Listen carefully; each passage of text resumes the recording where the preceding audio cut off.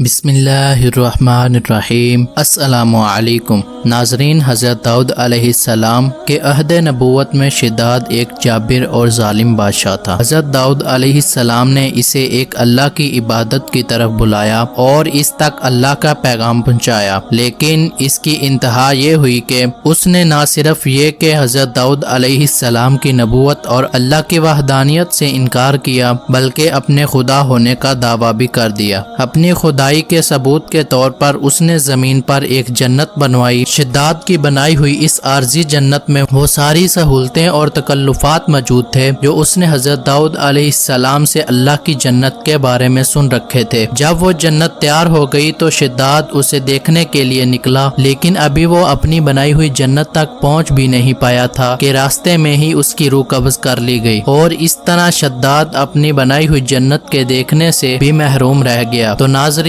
کرام، آج ہم آپ کو قوم عاد کے بادشاہ شداد کا واقعہ مکمل تفصیل سے سنائیں گے۔ ناظرین، شداد کے بارے میں کہا جاتا ہے کہ وہ قوم عاد کا بادشاہ تھا جس کی طرف اللہ کی جانب سے حضرت ہود علیہ السلام کو بھیجا گیا تھا۔ اللہ تعالیٰ نے اس قوم کو غیر معمولی قد و اقامت اور قوت عطا فرمائی تھی۔ ان میں ہر شخص کا قد کم از کم 12 گز کا ہوتا تھا، اور طاقت کا یہ حال تھا کہ بڑا سے بڑا پتھر جس کو آج کل کی دنیا کے کئی آدمی مل کر بھی نہ اٹھا سکیں، اس قوم کا ایک آدمی ایک ہاتھ سے اٹھا کر پھینک دیتا تھا۔ یہ لوگ طاقت اور قوت کے بلبوتے پر پورے یمن پر قابض ہو گئے۔ قوم عاد کے دو بادشاہ خاص طور پر بہت جاہ و جلال والے تھے، اور وہ دونوں بھائی بھی تھے، جس میں ایک کا نام شدید جو کہ بڑا بھائی تھا، اور دوسرے کا نام شداد تھا جو اپنے بڑے بھائی کے بعد تخت نشین ہوا۔ یہ دونوں وسیع علاقے پر قابض ہو گئے تھے اور بے شمار لشکر خزانے انہوں نے جمع کر لیے تھے۔ شداد نے اپنے بڑے بھائی کے بعد سلطنت کی رونق اور کمال کو عروج تک پہنچایا۔ اس دور میں کسی بادشاہ میں اتنی جرأت اور طاقت نہیں تھی کہ شداد کا مقابلہ کر سکے۔ اس تسلط اور غلبے نے اس کو اتنا مغرور اور متکبر کر دیا کہ نعوذ باللہ اس نے خدائی کا دعویٰ کر دیا۔ ناظرین، اس وقت کے علماء اور نیک لوگ جو سابقہ انبیاء کرام کے علوم کے وارث تھے اسے سمجھایا اور اللہ کے عذاب سے ڈرایا، تو وہ کہنے لگا کہ جو حکومت و دولت اور عزت اس کو اب حاصل ہے، اس سے زیادہ اللہ تعالیٰ کی عبادت کرنے سے کیا حاصل ہوگا؟ جو کوئی کسی کی خدمت اطاعت کرتا ہے، یا تو عزت اور منصب کی ترقی کے لیے کرتا ہے یا پھر دولت کے لیے کرتا ہے، اور مجھے تو یہ سب کچھ حاصل ہے، تو مجھے کیا ضرورت ہے کہ میں کسی کی عبادت کروں؟ تو سمجھانے والوں نے کہا، یہ حکومت دولت ایک فانی چیز ہے، جبکہ اللہ کی اطاعت میں نجات اور جنت کا حصول ہے، جو دنیا کی ہر دولت سے بہتر اور زیادہ قیمتی ہے۔ تو شداد نے پوچھا کہ یہ جنت کیسی ہوتی ہے، اس کی تعریف اور خوبی بتاؤ۔ تو نصیحت کرنے والوں نے جنت کی وہ صفات جو انبیاء کرام علیہ السلام کی تعلیمات کے ذریعے ان کو معلوم ہوئی تھی اس کے سامنے بیان کی۔ تو شداد نے کہا، مجھے اس جنت کی کوئی ضرورت نہیں، ایسی جنت تو میں خود ہی دنیا میں بنا سکتا ہوں۔ چنانچہ اس نے اپنے افسروں میں سے 100 بہترین افراد کو بلایا اور ہر ایک کو 1000 آدمیوں پر مقرر کیا، اور تعمیر کے سلسلے میں ان سب کو اپنا نقطہ نظر اور پسند سمجھا دی۔ ناظرین، اس دن سے شداد کی مسلسل یہ کوشش رہی کہ وہ ایک ایسا شہر تعمیر کرائے جو ہر لحاظ سے جنت جیسا ہو۔ اس نے اپنے بھانجے اسحاق کو، جو ایران کا حاکم تھا، اسے کہلا بھیجا کہ جتنا سونا چاندی تمہارے پاس جمع ہے وہ فوراً میرے پاس بھیج دو۔ اس کے بھانجے نے ایسا ہی کیا، اور شداد نے پورے ملک میں اپنے غلام روانہ کیے جو بہت بڑے مقدار میں سونا چاندی جمع کر کے لائے۔ شداد نے جنت بنانے کے لیے ملک شام ایک صحت افزا مقام کوہ عدن کو منتخب کیا، اور اس کے متصل ایک مربع شہر جو 10 کوس چوڑا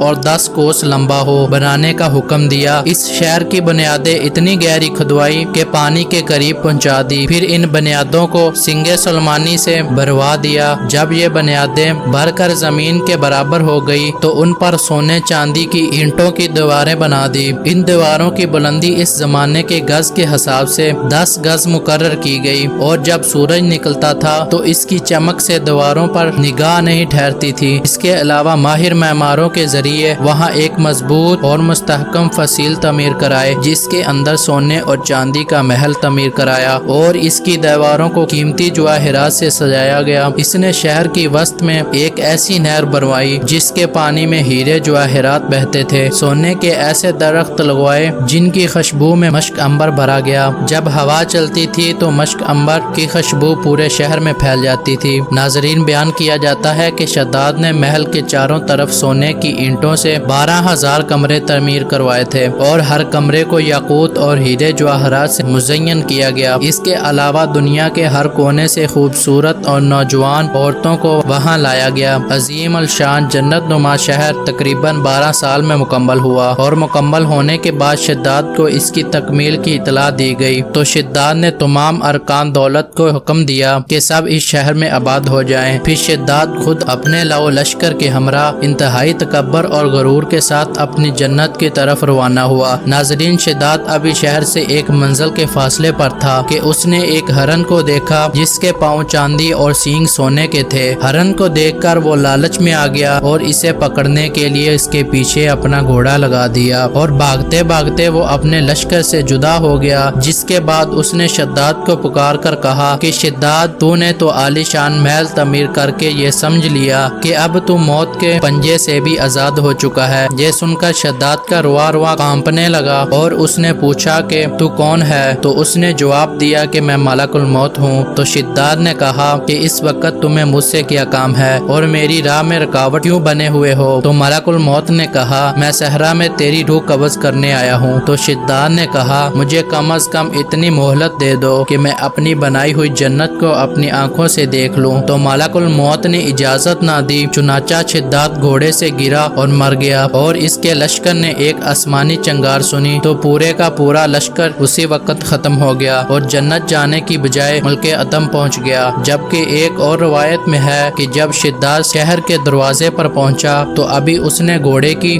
رکاب سے ایک پاؤں نکال کر دروازے کی چوکھٹ پر رکھا ہی تھا کہ اس نے وہاں پہلے سے ایک اجنبی شخص کو کھڑے پایا۔ تو اس نے پوچھا کہ تو کون ہے؟ تو اس نے کہا، میں ملک الموت ہوں۔ تو پوچھا کہ کیوں آئے ہو؟ تو اس نے کہا، تیری جان لینے آیا ہوں۔ تو شداد نے کہا کہ مجھے اتنی مہلت دے دو کہ میں اپنی بنائی ہوئی جنت کو دیکھ لوں۔ تو جواب ملا کہ مجھ کو حکم نہیں۔ تو کہا کہ چلو اس قدر فرصت ہی دے دو کہ میں گھوڑے سے اتر آؤں۔ تو جواب ملا کہ اس کی بھی اجازت نہیں۔ چنانچہ شداد کا ایک پاؤں ابھی رکاب میں اور دوسرا چوکٹ پر ہی تھا کہ ملک الموت میں اس کی روح قبض کر لی۔ پھر حضرت جبرائیل علیہ السلام نے بڑے زور سے ایک ہولناک چیخ ماری کہ اسی وقت تمام شہر ایسا زمین میں سمایا کہ اس کا نام و نشان تک باقی نہ رہا۔ قرآن پاک میں اس کا ذکر اس طرح ہوا ہے، ترجمہ، وہ جو ارم تھے بڑے ستونوں والے اور شہروں سے اس کے مانت کوئی شہر شاندار نہ تھا۔ ناظرین، شداد اور اس کی جنت کا انجام بہت سے تفاسیر میں لکھا ہے کہ بادشاہ اور اس کے لشکر کے ہلاک ہو جانے کے بعد وہ شہر بھی لوگوں کی نگاہوں سے اوجھل کر دیا گیا،